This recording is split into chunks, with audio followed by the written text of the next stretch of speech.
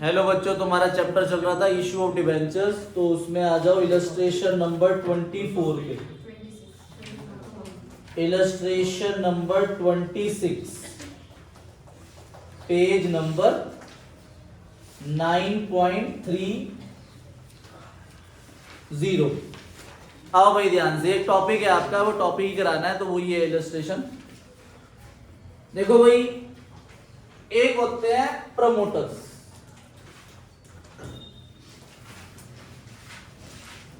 और एक होते हैं under writers. Promoters and under writers. अब प्रमोटर्स कौन होते हैं? मैंने और मानविक ने मिलके सोचा कि हमें कंपनी बनाएंगे, तो हमारा प्लान है ना कंपनी बनाने का, तो हम क्या है? प्रमोटर्स। तो प्रमोटर्स वो होते हैं जो कंपनी को सेटअप करते हैं, ठीक है, और कंपनी को बनाते हैं, कंपनी को चलाते हैं। मतलब सारे प्रोसीजर्स, सारी भी कंप्लायंसेस जो पूरी करते हैं वो कौन होते हैं? प्रमोटर्स। तो प्रमोटर सारी कंप्लायंसेस पूरी करेंगे। तो जब कंपनी बन जाएगी और कंपनी काम करने लगेगी, अब आपको पता है कंपनी एक सेपरेट लीगल एंटिटी होती है, उसकी अपनी एक प्रेजेंस होती है एज पर लॉ, ठीक है। तो हमें बदले में क्या देगी कंपनी? तो हमें कंपनी ने शेयर इशू कर दी, ठीक है भाई। हम प्रमोटर्स कंपनी के सबसे पहले शेयर होल्डर बनते हैं, ठीक है। अभी तो कंपनी सेटअप हो रही है, अभी कोई मालिक है ही नहीं उसका, हम भी मालिक नहीं है उसके, ठीक है। जब कंपनी बन गई तो कंपनी को सबसे पहले शेयर्स किसने दिए? हमें दिए। तो हमें हमारी सर्विसेज के शेयर्स मिल रहे हैं, तो उसे इनकॉर्पोरेशन एक्सपेंस बोला जाता है। तो प्रमोटर्स को जब भी शेयर्स इशू होंगे तो वो किस लिए होंगे? उनकी सर्विसेज के लिए। तो उस सर्विसेज का नाम क्या होगा? इनकॉर्पोरेशन एक्सपेंस, ठीक है, या प्रिलिमिनरी एक्सपेंस। तो पहली जर्नल एंट्री होगी, लिखो incorporation expense account debit to promoters account, ठीक है भाई। और दूसरी, अब आप इन्हें शेयर्स दे दोगे, तो promoters account debit to debenture account. Sorry, debenture issue हो रहे हैं हमारे चैप्टर का नाम डिवेंचर। अब अंडर राइटर्स कौन होते हैं? अब अंडर राइटर्स वो होते हैं जो कंपनी के शेयर मार्केट में सेल करने में हेल्प करते हैं। जैसे इंडिया के अंदर दो स्टॉक एक्सचेंज है, ठीक है, नेशनल स्टॉक एक्सचेंज और बॉम्बे स्टॉक एक्सचेंज। तो ये एक मिडल पर्सन के थ्रू काम कर रहे हैं जो पब्लिक से डायरेक्टली कंपनी को शेयर सेल परचेज कराते हैं। तो ये अपने बीच में कमीशन चार्ज करते हैं। तो इन्हें भी आप अंडर राइटर्स बोल सकते हो, पर एग्जैक्टली ये अंडर राइटर्स नहीं है। अंडर राइटर्स हो गए आपके, जैसे मान लो कि भाई अब कमीशन एजेंट हो गए। जैसे मान लो कि आपने अपनी हेल्थ इंश्योरेंस लेनी है या आपने लाइफ इंश्योरेंस लेनी है, तो आप जो पर्सन आपको इंश्योरेंस दिलवाएगा किसी भी कंपनी की, तो वो उस कंपनी का कमीशन एजेंट होता है। वो कंपनी उसे कमीशन देती है कि वो कंपनी की पॉलिसीज सेल कराने में हेल्प कर रहा है। तो ऐसी कंपनी के जो शेयर्स या डिबेंचर्स मार्केट में सेल कराने में हेल्प करता है, उसे क्या बोलते हैं? Under writers. तो अंडर राइटर्स को हम अगर शेयर देंगे तो इसके लिए हम एंट्री करते हैं underwriting commission. Underwriting commission account debit to underwriters account. और फिर अगली entry underwriters account debit to debenture account, ठीक है। तो जब भी अंडर राइटर्स को करेंगे तो क्या लिखेंगे? Under writing commission. और प्रमोटर्स को देंगे तो क्या लिखेंगे? Incorporation expense. अब पढ़ो इलस्ट्रेशन नंबर 26, पेज 9.30। तो क्या लिखा है? जूम कार लिमिटेड ने इशू करे 2000 10% debenture of 100 each, fully paid up to the promoters for their services. तो प्रमोटर्स को इशू करे 2000 डिवेंचर और 100 रुपए का एक डिवेंचर है, तो 2000 इंटू 100 कितना हो गया? बताओ, आप बताओ तनिष्क। 2000 इंटू 100 2 लाख। तो एंट्री होगी incorporation expense account debit to promoters account 2 lakh 2 lakh. फिर अगली entry promoters account debit to 10% debenture account 2 lakh 2 lakh. फिर इसी क्वेश्चन में आगे कंटिन्यू चल रहा है। आगे आपने 1000 10% डिवेंचर 100 ईच अंडर राइटर्स को दिए, तो 1000 इंटू 100 कितना हो जाएगा 1 लाख। तो underwriting commission account debit to underwriters 1 lakh 1 lakh. फिर underwriters account debit to debenture account 1 lakh 1 lakh. ठीक है, नोट कर लो इसे।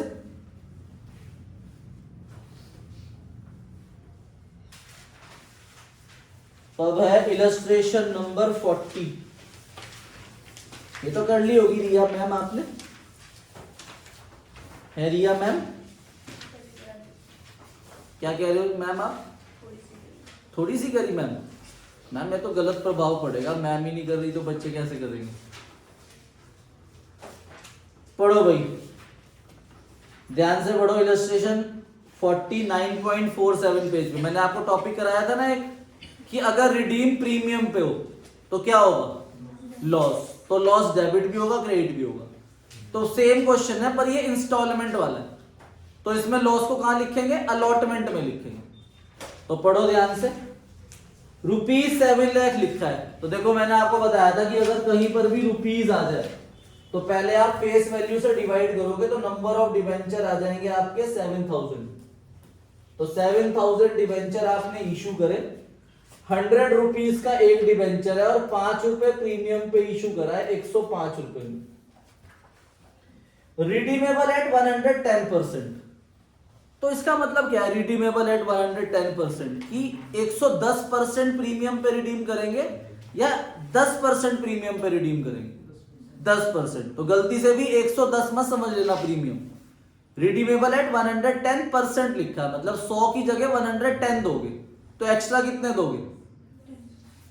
तो आपको जो लॉस है फ्यूचर में वो सिर्फ 10 रुपीज का। आगे लिखा है एप्लीकेशन पे 40 रुपए है, अलॉटमेंट में 35 इंक्लूडिंग प्रीमियम है, तो ये 30 + 5 हो जाएगा। And first and final call पे बैलेंस, तो 100 में 70 गए तो कितना बचा 30 रुपीज। तो 30 रुपीज आपके फर्स्ट एंड फाइनल कॉल पे आ जाएंगे। तो अभी ये 10 रुपीज को आप भूल जाओ और एंट्री करो पहली, क्या होगी bank account debit to debenture application account 7000 into 4 2,80,000 2,80,000। फिर दूसरी entry debenture application account debit to debenture account 2,80,000 2,80,000। अब अलॉटमेंट की एंट्री, उसमें ये वाली एंट्री पहले होगी और ये वाली बाद में। Debenture allotment account debit to debenture account और to security premium reserve account. ठीक है, तो 7000 इंटू 35 कितना होता है बताना? 7000 इंटू 35 हो जाएगा 2,45,000, तो 245। डिवेंचर के आगे फेस वैल्यू 7000 इंटू 3 2,10,000, 7000 इंटू 5 35,000। ठीक है, अब देखो ध्यान से, इस एंट्री में लिखना है 5-10 रुपए वाला लॉस। कितने का लॉस है 10 रुपीज, तो 7000 इंटू 10 कितना होता है 70,000। तो 70,000 यहां पर डेबिट होगा loss on issue of debenture account debit, और नीचे क्रेडिट होगा premium on redemption of debenture account. तो 70,000 रुपीज डेबिट भी होगा और 70,000 रुपीज क्रेडिट भी होगा, ये वो लॉस है। ठीक है, थर्ड एंट्री में आएगा। अगर लमसम होता है तो सेकंड एंट्री में आता है। फिर तीसरी एंट्री में पैसा आ गया bank account debit to debenture allotment account 2,45,000 2,45,000। फिर चौथी entry first and final call की 2,10,000 और फिर पैसा आ गया bank account debit to debenture first and final call 2,10,000। फिर लॉस को आप राइट ऑफ कर देना। किससे किससे राइट ऑफ होता है लॉस? कल बताया था। पहले सिक्योरिटी प्रीमियम रिजर्व। अच्छा कितना लॉस है? 70। क्या इस क्वेश्चन में सिक्योरिटी प्रीमियम रिजर्व है? ये रहा, अभी आया। कितना आया? 35। तो 35 सिक्योरिटी प्रीमियम रिजर्व से जाएगा, बाकी का 35 कहां से जाएगा? Statement of profit and loss से। बताओ अगली प्रॉब्लम इलस्ट्रेशन 40 के बाद। हाँ जी, तो अब हमने टॉपिक करा था under subscription of debentures. Under subscription में हमने क्या पढ़ा था? अंडर सब्सक्रिप्शन के अंदर हमने पढ़ा था कि अगर कंपनी ने 40,000 डिवेंचर इशू करे और कंपनी को डिवेंचर रिसीव हुए 35,000, तो क्वेश्चन किससे चलता है? तो इसे अंडर सब्सक्रिप्शन बोलते हैं। तो मैंने अंडर सब्सक्रिप्शन की लिमिट बताई थी, कितना परसेंट मिलना चाहिए? 75%। अगर 75% मिनिमम सब्सक्रिप्शन है एज पर सेबी तो आप डिवेंचर इशू कर सकते हो, वरना आप डिवेंचर इशू नहीं कर सकते। शेयर्स के लिए 90% है, ठीक है। अब ओवर सब्सक्रिप्शन है। ओवर सब्सक्रिप्शन का मतलब क्या है? अब आपने इशू करे 40,000 पर एप्लीकेशन रिसीव हुई 45,000 की, तो इसे ओवर सब्सक्रिप्शन बोलते हैं। तो ओवर सब्सक्रिप्शन के अंदर आपके पास ऑप्शंस है कुछ, ठीक है, ध्यान समझना। ऑप्शंस ओवर सब्सक्रिप्शन के अंदर, ठीक है। आपने 10,000 डिवेंचर इशू करे और एप्लीकेशन रिसीव हुई 12,000 की, ज्यादा एप्लीकेशन रिसीव हुई, तो उसे क्या बोलते हैं? ओवर सब्सक्रिप्शन बोलते हैं, ठीक है। ओए वैभव दुआ, सोने आया क्या है?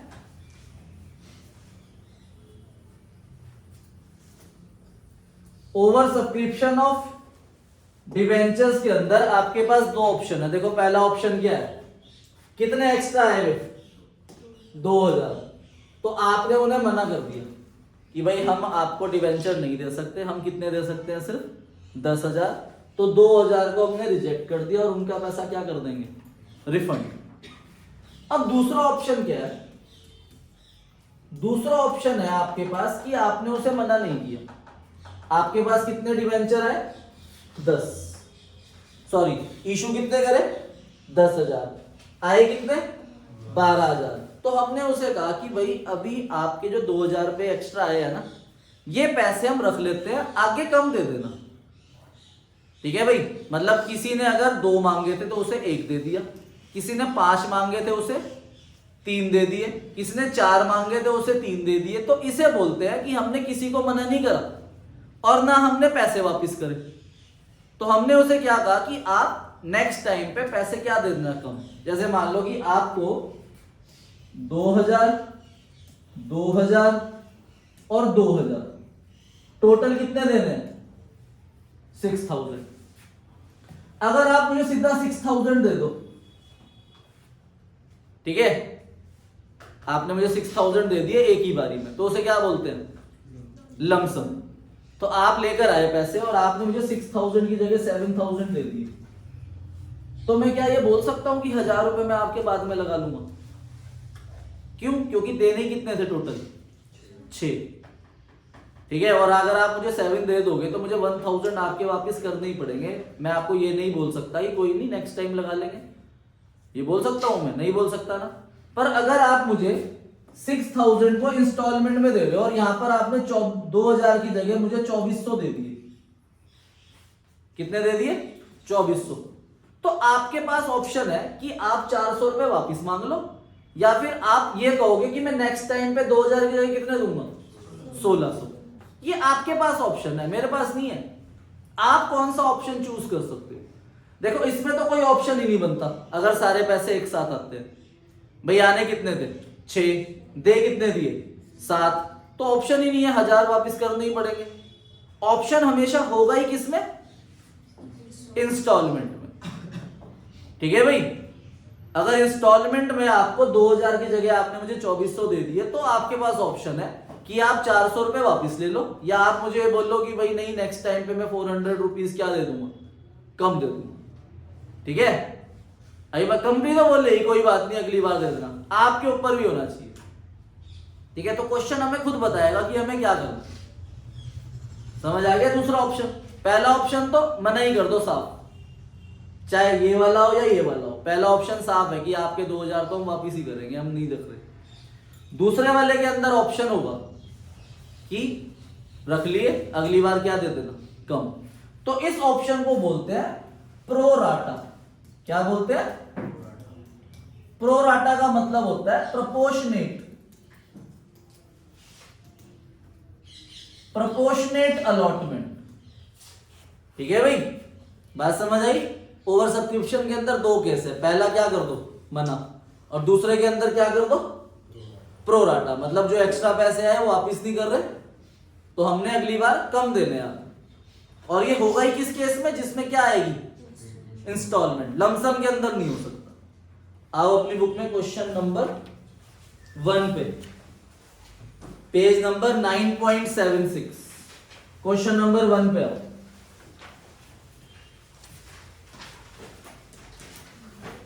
पढ़ो ध्यान से। के लिमिटेड ने इशू करे 40,000 डिवेंचर इशू करे, 10% डिवेंचर ऑफ 100 ईच, 100 रुपीज का एक डिवेंचर है, और cash payable full along with the application. अब सारा पैसा एक ही साथ है, अगर सारा पैसा एक साथ होता है तो उसको क्या बोलते हैं, लमसम। क्या इसके अंदर मैं पैसा रख सकता हूं? नहीं। तो इस क्वेश्चन के आगे देखो क्या लिखा है, एप्लीकेशन वर रिसीव्ड 60,000 डिवेंचर। अब 60,000 की एप्लीकेशन आ गई,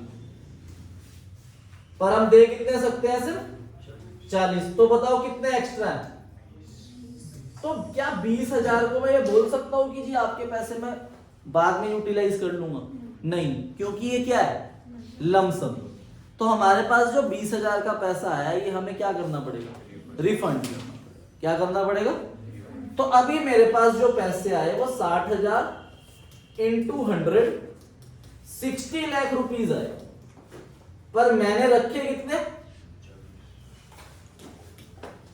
40,000 इंटू 100, 40 लाख। और जो 20 लाख एक्स्ट्रा है वो मुझे क्या करने पड़ेंगे, रिफंड। वो मैं यूटिलाइज नहीं कर सकता, क्यों? क्योंकि ये टॉपिक कौन सा है, लमसम। तो पहले आपके पास 60 लाख रुपीज आए, तो पहली एंट्री क्या होती है पैसा आने की, bank account debit to debenture application and allotment account 60 lakh. दूसरी entry debenture application and allotment account debit 60 lakh, पर टू डिवेंचर अकाउंट में हम कितने रख रहे हैं, सिर्फ 40 लाख, और जो 20 लाख है वो आप टू बैंक अकाउंट से क्या कर रहे हो, वापस कर रहे हो। ठीक है भाई। अब क्वेश्चन नंबर 3 के अंदर हम दूसरा ऑप्शन पढ़ेंगे कि हम इसके अंदर हम एक्स्ट्रा पैसा रोक सकते हैं। क्यों? क्योंकि ये इंस्टॉलमेंट है। ध्यान से पढ़ो। Sangam limited issue 2000 9% debenture of 100 each. तो अब हमने 2000 डिवेंचर्स इशू करे, तो 2000 डिवेंचर्स ऑफ 100 ईच, 100 ईच पे आपने डिवेंचर इशू कर दिए। ठीक है, एप्लीकेशन पे 20 रुपए, अलॉटमेंट पे 20, 30 रुपए फर्स्ट कॉल और 30 रुपए फाइनल कॉल। ठीक है भाई। अब क्वेश्चन कह रहा है कि आपको एप्लीकेशन रिसीव हुई 2400 डिवेंचर्स, हम इशू कितने कर सकते हैं, सिर्फ 2000, पर लोगों ने एप्लीकेशन कितने की दे दी, 2400 की। तो अब देखो हमारे पास यहां पर कितने एक्स्ट्रा हैं,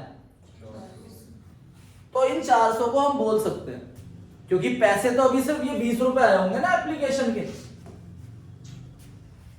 तो अब ये 400 डिवेंचर होल्डर को हम बोल सकते हैं कि आप अलॉटमेंट के टाइम पे क्या दे देना, कम, क्योंकि अब अलॉटमेंट है, फर्स्ट कॉल भी है, सेकंड कॉल भी है। इसमें नहीं हम बोल सकते थे, क्यों? क्योंकि आने ही एक ही बार थे 100 रुपीज और 100 रुपीज एक साथ आ रहे थे। इसके अंदर अभी सिर्फ कितने रुपए आ रहे हैं? 20 रुपए। तो 400 रुपए अगले 20 रुपए भी तो देंगे ना, तब हम उन्हें बोल देंगे कि अगली बार कम दे देना। अब ये क्वेश्चन खुद बताएगा कैसे कैसे करना है। तो क्या कह रहा है? Application of 1800 debentures were accepted in full, मतलब जिन्होंने 1800 मांगे थे उन्हें हमने 1800 ही दिए। अच्छा इधर देख के बताओ, मांगे कितने? 1800 और दिए कितने? 1800। क्या इनके कुछ एक्स्ट्रा पैसे हैं तो इन्हें हम बोल सकते हैं? नहीं, क्योंकि इनके तो पूरे पूरे पैसे आए हुए। अगले बारी के लिए लिखा हुआ है कि 400 डिबेंचर्स वर अलॉटेड 200, जिनके 400 डिबेंचर्स है उन्हें कितने दे रहे हैं? 200। इन्हें बोल सकते हैं क्योंकि इन्होंने कितनों के पैसे दिए? हमने रखे कितनों के? तो जो बचे 200 वो हम कह देंगे कि आप अलॉटमेंट के टाइम पे क्या दे देना? कम। और जो अगले 200 है उन्हें हम मना कर रहे हैं। जो 200 है इन्हें हमने कुछ दिया ही नहीं, तो क्या हम इनके पैसे रख सकते हैं? तो जिन्हें हम डिवेंचर ही नहीं दे रहे तो उनके पैसे हमें क्या करने पड़ेंगे? रिफंड। बात समझ आई? इनके 1800 के आए थे, 1800 ही रखे। इनके 400 के आए थे, रखे कितने? 200। तो बचे 200 वो हम अगली बारी लगा लेंगे। रिया गो। 200 अप्लाइड हुए इसके और इन्हें हमने कुछ भी नहीं दिया, तो क्या हम इनके डिवेंचर्स रख सकते हैं? इनके पैसे नहीं, तो इनके रिफंड होंगे बस। तो देखो भाई, टोटल आए थे हमारे पास 2400, दिए हमने टोटल 2000, ऐसे बाइफर्केशन करके दिए। अब ये नंबर है, पर हमें जो एंट्री करनी होती है वो करनी होती है अमाउंट से। तो आपको ध्यान रखना है कि अभी जो बात हो रही है वो सिर्फ इस 20 रुपए की हो रही है। अभी सिर्फ 20 रुपए आए, तो आपके पास 1800 इंटू 20, बताओ कितने आए? 36,000। 400 इंटू 20 कितने आए? 8,000। और 200 इंटू 20 कितने आए? 4,000। तो टोटल आपके पास 48,000 है। ठीक है। अब आपने डिबेंचर दिए कितने? 1800 इंटू 20, 36 ही दिए, तो इसके लिए तो कुछ नहीं बचा। यहां पे हमने 200 इंटू 20 कितने दिए? 4,000। बताओ कितने एक्स्ट्रा है? 4। तो वो अगली बार 4,000 लग जाएंगे। यहां पर आए 4,000, क्या यहां हमने दिए डिबेंचर? तो ये 4,000 हमें क्या करने पड़ेंगे? रिफंड। तो यहां पर ऊपर अब मैं लिख रहा हूं कि आपके पास टोटल एप्लीकेशन मनी रिसीव्ड 20 रुपए, ये टोटल मिली। अब आपने ट्रांसफर टू डिबेंचर, ये आपने डिबेंचर में ट्रांसफर कर दिए 40। तो जो एक्स्ट्रा 4 थे ये आपने कहां ट्रांसफर कर दिए? Transfer to allotment. 4,000 आपने अलॉटमेंट में रख दिए और बाकी 4,000 आपको क्या करने पड़े? रिफंड। भाई ये बता दो अगर नहीं समझ आया तो। आ गया? टोटल आए कितने? 48।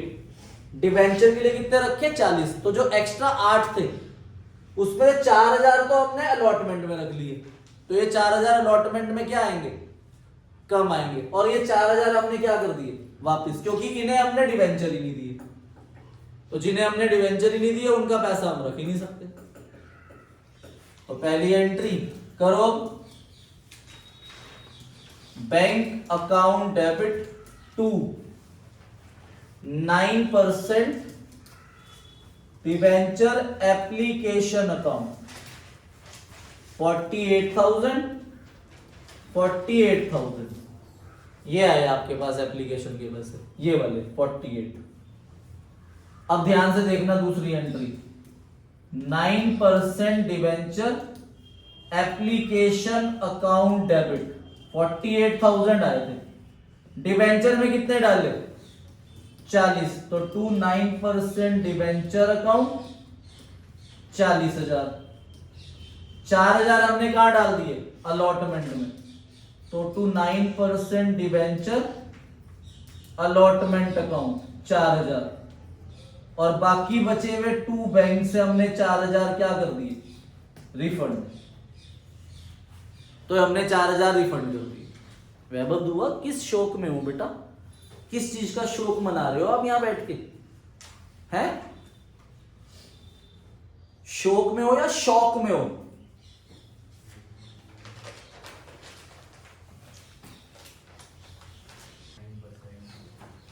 अब तीसरी entry 9% debenture allotment account debit to 9% debenture account. तो अब क्वेश्चन 2000 से चलेगा। 2000 इंटू 20 कितने चाहिए? 40,000। अब बताओ 40,000 अलॉटमेंट में चाहिए, क्या अलॉटमेंट के पहले आए हुए हैं? 4000 आए हुए हैं ना अलॉटमेंट के, देखो यहां लिखा था डिवेंचर अलॉटमेंट के 4000 रुपीज आए हुए हैं पहले, तो 40 आ रहे थे, 4 पहले आए हुए, तो अब कितने आएंगे?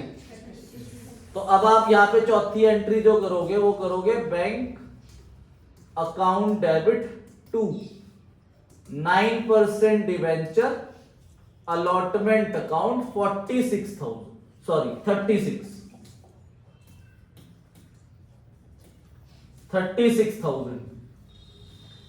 फिर फर्स्ट कॉल की हो जाएगी 2000 इंटू 30 60,000, 60,000। फिर फाइनल कॉल की भी 60,000 से होगी। ठीक है भाई, क्लियर है? अब आओ अपनी बुक में क्वेश्चन नंबर 52 पे, 52 पेज 9.83। क्वेश्चन नंबर 52 पे आओ। देखो इसके अंदर हम अकाउंट बनाना सीखेंगे। अब ध्यान से पढ़ो क्वेश्चन नंबर 52। ग्लोबल लिमिटेड ने इशू करे 10,000 8% डिवेंचर ऑफ 100 ईच। तो आपने 10,000 डिवेंचर इशू करे, 100 रुपीज का एक डिवेंचर है, ठीक है, और आपने इशू करा पार पे। पर जब आप रिडीम कर रहे हो, रिडीम आप कर रहे हो 9 रुपीज प्रीमियम पे, मतलब आपको फ्यूचर में कितने रुपए का लॉस है? 9 रुपए का। इसमें आगे लिखा हुआ है कि आप ड्रॉ ऑफ लॉट से 3 साल में पैसे वापस करोगे, उससे हमें कोई मतलब नहीं, क्योंकि हमारे चैप्टर का नाम इशू ऑफ डिवेंचर है। हम रीपे कैसे करेंगे उससे हमें कोई मतलब नहीं, ठीक है।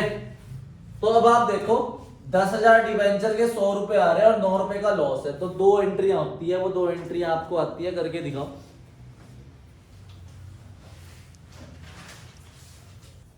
तेरे से हो गया क्वेश्चन मानविक? क्या हुई पहली entry? Bank account debit to debenture application and allotment account, पूरा लिखना है। और डिवेंचर का नाम क्या है? 8%। और यहां कितना आएगा? 10 लाख, 10 लाख। फिर दूसरी entry application and allotment account 8% debenture application and allotment account debit loss on issue of debenture account debit to 8% debenture account और 2 premium on redemption of debenture account. तो यहां पर आएगा 10 लाख और डिवेंचर के आगे भी 10 लाख, पर लॉस कितना है? 90,000। तो 90,000 लॉस से डेबिट और 90,000 प्रीमियम ऑन रिडम्पशन के नाम से क्रेडिट। अब ये लॉस राइट ऑफ होगा कहां से? Statement of profit and loss account debit to loss on issue of debenture account 90,000 90,000। ठीक है। अब इसी क्वेश्चन में आगे लिखा है कि आपको loss on issue of debenture का अकाउंट भी बनाना है। ठीक है, इस क्वेश्चन के अंदर तो loss on issue of debenture का अकाउंट बोल रहा है, वरना आप कोई सा भी अकाउंट बना सकते हो। अगर वो बोल दे बैंक अकाउंट बनाओ, जर्नल एंट्री रीड करनी आनी चाहिए। अगर आपको जर्नल एंट्री रीड करनी आती है तो आप कोई सा भी अकाउंट बना सकते हो। तो फिलहाल हम जर्नल एंट्री रीड करके loss on issue of debenture account बनाएंगे।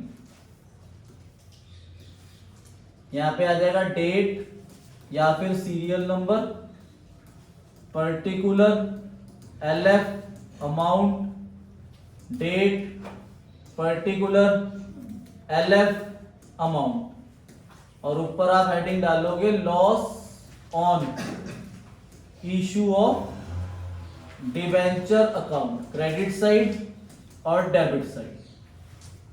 अब देखो रीड करो, क्या पहली एंट्री में है लॉस का नाम, दूसरी एंट्री में है loss on issue of debenture account, क्या हो रहा है? अच्छा, अब ये डेबिट हो रहा है तो इससे हो रहा है या इससे हो रहा है? प्रीमियम से हो रहा है ना, तो loss on issue of debenture account हो रहा है डेबिट, किससे?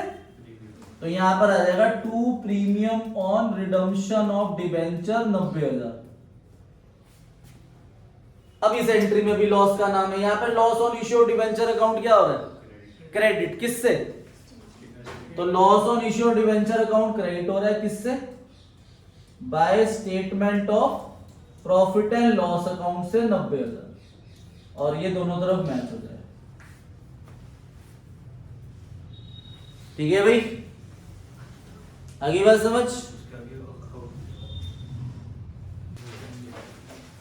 हाँ जी, अब देखो भाई थोड़ी थ्योरी है इस चैप्टर की, इशू ऑफ डिवेंचर। तो डिवेंचर का मीनिंग आप सबको पता ही है, डिवेंचर्स क्या होती है? एक डेप्ट होता है, ठीक है, जो कंपनी लेती है पब्लिक से। तो डेफिनेशन में क्या लिखा है इसका, देखो, debenture is a written acknowledgement of डेप्ट। रिटर्न एक्नॉलेजमेंट है, एक्नॉलेजमेंट मतलब कि मान लेना, कंपनी मान रही है कि वो आप लोगों से पैसा ले रही है, तो कंपनी की वो डेप्ट है, ठीक है, एक्नॉलेज कर रही है वो, ठीक है। तो कैरेक्टरिस्टिक्स क्या होते हैं डिवेंचर्स के? फर्स्ट, डिवेंचर एक रिटर्न डॉक्यूमेंट होता है और सर्टिफिकेट होता है जो एक्नॉलेज करा जाता है, कंपनी अपने पॉइंट ऑफ व्यू से एक्नॉलेज करती है और उस पर साइन करती है कि कंपनी ने आपसे पैसा लिया है होगा।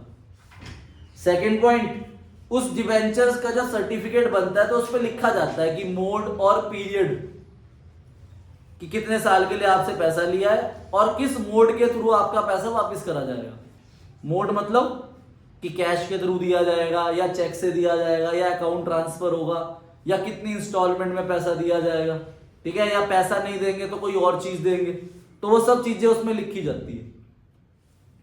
Third, rate of interest debentures पे पहले ही प्रीफिक्स होता है, जैसे पढ़ते थे ना 9% डिवेंचर, तो 9% पहले आता है, जैसे प्रीफिक्स बोलते हैं, ठीक है। तो डिवेंचर जो भी आप खरीद रहे हो उस पर लिखा जाएगा कि आपको कितना % इंटरेस्ट मिलेगा, और वो इंटरेस्ट ईयरली मिलेगा, क्वार्टरली मिलेगा या हाफ ईयरली मिलेगा।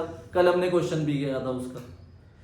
उसके बाद है it is a borrowing of the company और it is a normally secured. अब डिवेंचर ना नॉर्मली सिक्योर्ड होते हैं। सिक्योर्ड मतलब जैसे कंपनी से आपने डिवेंचर खरीदे, अगर accompany by chance wound up हो जाती है तो आपका पैसा कैसे मिलेगा? तो जो एसेट्स है उन्हें बेच के पैसा आपको दिया जाएगा, तो उस एसेट्स पे आपका चार्ज हो सकता है। जैसे अगर हम बैंक से लोन लेते हैं तो बैंक पे हम सिक्योरिटी रखते हैं ना कि प्रॉपर्टी, तो अगर बैंक को हम रीपे नहीं कर पाते लोन, तो बैंक उस सिक्योरिटी, वो जो भी सिक्योरिटी है, बिल्डिंग है, प्रॉपर्टी है, उसे सेल करके अपना पैसा वसूल करती है। तो ऐसे डिवेंचर्स होल्डर भी अगर सिक्योर है तो बताया जाएगा कि ये एसेट, ये बिल्डिंग आपकी है। तो अगर कंपनी वाउंड अप हुई और आपका पैसा आपको वापस नहीं मिल पा रहा तो आप उस एसेट को बेच के अपना पैसा लो, ठीक है। इंटरेस्ट ऑन डिवेंचर जो है ये भी चार्ज अगेंस्ट प्रॉफिट होता है। चार्ज मतलब एक्सपेंस, तो प्रॉफिट निकालने से पहले इंटरेस्ट को पे करा जाता है, फिर बाद में प्रॉफिट निकलता है हमारा। तो डिवेंचर का दूसरा नाम हो सकता है बॉन्ड, जेम्स बॉन्ड नहीं, बॉन्ड्स, ठीक है भाई। तो बॉन्ड्स जो है वो भी डिवेंचर की तरह ही होते हैं, बस बॉन्ड्स पे ना इंटरेस्ट नहीं दिया जाता। जैसे यहाँ पे 9% डिवेंचर है, 10% डिवेंचर है। बॉन्ड्स जो होते हैं ये डीप डिस्काउंट बॉन्ड होते हैं, मतलब आपने मार्केट में बॉन्ड परचेज करे तो 100 रुपीज का बॉन्ड आपको 70 रुपीज का मिल गया, तो आपने दिए कितने 70, पर आफ्टर 5 इयर्स आपको कितने मिलेंगे 100, तो आपने 30 रुपीज का प्रॉफिट कमा लिया। डिवेंचर्स में तो ये होता है ना कि इंटरेस्ट मिलता रहेगा, तो जितने पैसे हैं वो मिल जाएंगे या थोड़े से प्रीमियम के साथ मिलेंगे, पर बॉन्ड्स पे कोई इंटरेस्ट नहीं मिलता। इस पे आपको सिर्फ क्या मिलता है, डिस्काउंट मिलता है, डीप डिस्काउंट बॉन्ड या जीरो कूपन बॉन्ड होते हैं ये, कि बहुत ही ज्यादा सस्ते मिल जाते हैं और फिर 5 इयर्स 10 इयर्स बाद आपको पूरे पैसे वापस मिलते हैं, ठीक है। तो वो डिस्काउंट आपका प्रॉफिट होता है, ठीक है भाई। उसके बाद एनी अदर इंस्ट्रूमेंट, और भी अदर इंस्ट्रूमेंट हो सकते हैं, जैसे पब्लिक डिपॉजिट्स, तो ये भी हमारे डिबेंचर्स की सिनोनिमस है। ठीक है, अब डिबेंचर्स पे और शेयर्स पे क्या डिफरेंस है ये भी पढ़ लो। पहला पॉइंट क्या लिखा है, ओनरशिप का। ठीक है भाई, डिबेंचर होल्डर जो होते हैं वो कंपनी के ओनर्स नहीं होते, पर जो शेयर होल्डर होते हैं, जो इक्विटी शेयर खरीदते हैं, वो कंपनी क्या बन जाते हैं, ओनर बन जाते हैं। Second, return. डिबेंचर होल्डर को रिटर्न में क्या मिलता है, इंटरेस्ट, और शेयर्स पे डिविडेंड। रिपेमेंट, डिबेंचर्स पे रिपेमेंट बता दी जाती है कि आपको पैसा कितने साल बाद मिलेगा वापस, पर शेयर्स पे पैसा वापस नहीं मिलता, क्योंकि शेयर जो खरीदते हैं वो कंपनी क्या बन जाते हैं, ओनर्स। तो ओनर्स को पैसा कब मिलता है, जब कंपनी वाउंड अप हो रही हो, और अगर बच जाए तब। ठीक है, इशू एट डिस्काउंट। डिबेंचर हमने पढ़ा था ना, डिस्काउंट पे इशू हो सकता है, पर शेयर डिस्काउंट पे इशू नहीं हो सकते, पर कुछ स्पेसिफाइड शेयर्स होते हैं जो डिस्काउंट पे इशू हो सकते हैं, और वो होते हैं, नाम याद रखना, स्वेट इक्विटी शेयर्स। अभी हम ऐसे शेयर कैपिटल चैप्टर पढ़ेंगे तो उसके अंदर है इसकी थ्योरी। तो स्वेट इक्विटी शेयर्स होते हैं। स्वेट इक्विटी शेयर्स कौन से होते हैं, एक पर्टिकुलर ग्रुप को दिए जाते हैं, जैसे एम्प्लॉइज हो गए या डायरेक्टर्स हो गए, इनको दिए जाएंगे बस। तो 100 रुपए का मार्केट में आप लोगों के लिए 70 रुपीज का हो गया या 80 रुपीज का हो गया। क्यों, क्योंकि आप कंपनी को आपने स्टैंड करने पे अपना पसीना बहाया, इसलिए से स्वेट इक्विटी शेयर्स बोलते हैं। तो ये डिस्काउंट पे दिए जा सकते हैं। सिक्योरिटी, डिबेंचर्स जो है ये सिक्योर भी हो सकते हैं और अनसिक्योर भी हो सकते हैं, मे और मे नॉट बी सिक्योर्ड। ये बता दिया जाता है स्टार्टिंग में जब डिबेंचर आप खरीदोगे, पर शेयर्स कभी भी सिक्योर नहीं होते। ठीक है, उसके बाद कन्वर्टेबल डिबेंचर्स। अब आपने 7% डिबेंचर खरीदे 5 साल के लिए, तो 5 साल बाद या तो 7% डिबेंचर के आपको क्या मिलेंगे, पैसे, या फिर आपको 7% डिबेंचर से मैं कहूं कि मैं आपको 8% डिबेंचर बना देता हूं, तो भी फायदा ही है। अभी आपको 7% ब्याज मिल रहा था, अब कितना मिलेगा, 8%। ठीक है, तो ये कन्वर्टेबल डिबेंचर्स होते हैं। तो डिबेंचर कन्वर्टेबल हो सकते हैं, पर शेयर्स कन्वर्टेबल नहीं हो सकते, सिर्फ प्रेफरेंस शेयर हो सकते हैं कन्वर्टेबल। ठीक है, कौन से शेयर कन्वर्टेबल हो सकते हैं, प्रेफरेंस शेयर्स। इक्विटी शेयर्स नहीं हो सकते convertible. Voting right, debenture holder के पास कोई वोटिंग राइट नहीं होती, इक्विटी शेयर होल्डर के पास वोटिंग राइट होती है, क्योंकि वो ओनर्स होते हैं। रिस्क, अब बताओ, खुद बताओ, डिबेंचर पे रिस्क ज्यादा है या शेयर्स पे रिस्क है, शेयर्स पे, क्योंकि डिबेंचर्स तो कहीं फंसी नहीं रहे। अगर उनका पैसा डूब जाएगा तो उनके पास चार्ज है, एसिड बेच के ले लेंगे। तो डिबेंचर्स पे रिस्क नहीं है, पर शेयर्स पे रिस्क ज्यादा। तो ये भी कह सकते हो डिबेंचर्स पे रिलेटिवली कम रिस्क है और शेयर्स पे रिलेटिवली हायर रिस्क है। Priority as to repayment of principal, तो अगर कंपनी पहले बाहर वालों को पैसा देगी या अपने में ही खाने लग जाएगी, बाहर वालों को ना, तो पहले प्रायोरिटी किसकी होगी, डिबेंचर्स होल्डर की, फिर इक्विटी शेयर होल्डर की प्रायोरिटी होगी अगर बचेगा पैसा तो। फिर नीचे डिफरेंस है डिबेंचर होल्डर और शेयर होल्डर पे। स्टेटस का डिफरेंस क्या है, डिबेंचर होल्डर्स कंपनी कौन होते हैं, लेंडर्स, कंपनी को पैसा देते हैं उधार, और शेयर होल्डर्स ओनर्स होते हैं। फिर रिटर्न, डिबेंचर होल्डर को रिटर्न में क्या मिलता है, इंटरेस्ट, और शेयर होल्डर को डिविडेंड। कंट्रोल, डिबेंचर होल्डर का कोई कंट्रोल नहीं होता किसी भी मैनेजमेंट में, पर शेयर होल्डर्स का कंट्रोल होता है, क्योंकि वो वोटिंग्स देते हैं मैनेजमेंट, कोई भी मीटिंग होगी तो उसमें जाएंगे। रिस्क, डिबेंचर होल्डर का रिस्क कम होता है, शेयर होल्डर का रिस्क ज्यादा होता है। अब टाइप्स ऑफ डिबेंचर पढ़ो, ये बड़ा इंपॉर्टेंट। डिबेंचर्स को ना 4 पार्ट्स में डिवाइड करा गया। सबसे पहला सिक्योरिटी की पर्पस पे, तो सिक्योरिटी में 2 आते हैं, एक होते हैं सिक्योर्ड और एक अनसिक्योर्ड। आपने कंपनी से डिबेंचर खरीदे तो कंपनी बोल देगी, अगर कंपनी नहीं पैसा दे पाई तो ये एसेट आपकी है, तो आप सिक्योर हो ना, तो सिक्योर डिबेंचर हो।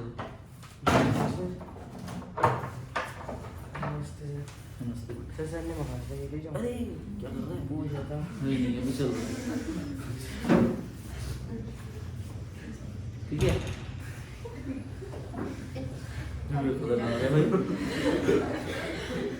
ठीक है।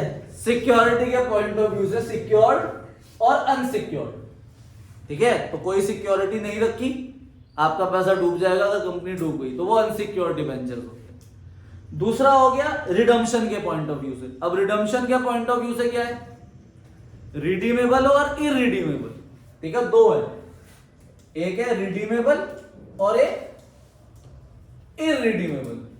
अब रिडीमेबल कैसे है, रिडीमेबल कैसे है कि भाई आपको बता दिया कि 5 साल बाद आपका पैसा वापस मिल जाएगा, ये रिडीमेबल डिबेंचर है कि आपके पैसे आपको मिलेंगे। इरिडीमेबल मतलब कि आपने एक बार कंपनी को पैसा दे दिया, आपको कभी भी पैसा वापस नहीं मिलेगा, आपको जिंदगी भर सिर्फ इंटरेस्ट मिलेगा। ये इरिडीमेबल डिबेंचर्स होते हैं और ये अब इशू नहीं हो सकते एज पर कंपनीज एक्ट। अब इरिडीमेबल डिबेंचर्स इशू मार्केट में नहीं हो सकते। अब कंपनी लाइफ टाइम के लिए आपका पैसा नहीं ले सकती, उसे वापस करना पड़ेगा और मैक्सिमम 20 ईयर्स तक हो सकते हैं कि 20 ईयर्स बाद देना पड़ेगा। 2 ईयर्स भी होते हैं, 3 ईयर्स भी होते हैं, मैक्सिमम कितने टाइम के लिए ले सकती है, 20 ईयर्स की। फिर है आपके पास रजिस्ट्रेशन।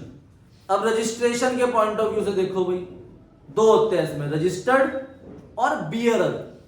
देखो चेक के थ्रू समझो, मान लो आपकी जेब में 500 रुपए है, तो उसका मालिक कौन है, आप।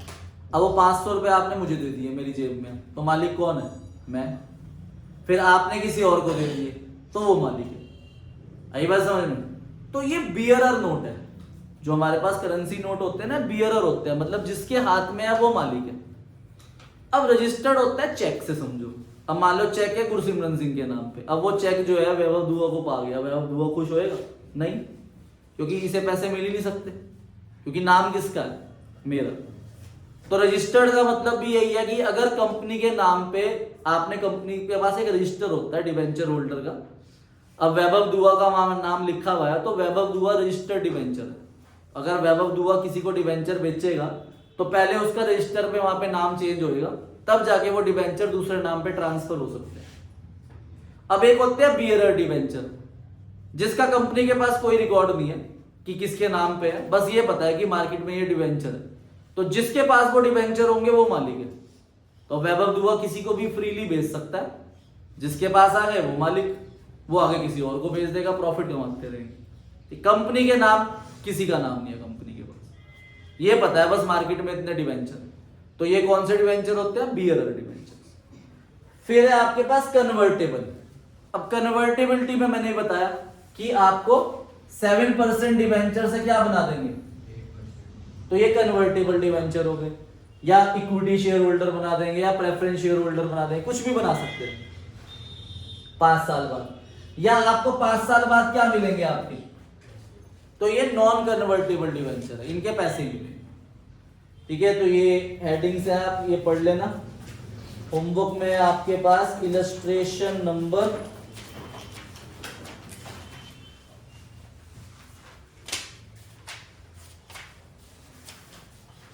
48, 49, 53, सॉरी 53 नहीं है, 56, 57, 58, 59 एंड MCQs। उसके अलावा क्वेश्चन नंबर 56, 57, 58, 59। कल से हम अपना नया चैप्टर शुरू करेंगे, इश्यू ऑफ शेयर कैपिटल।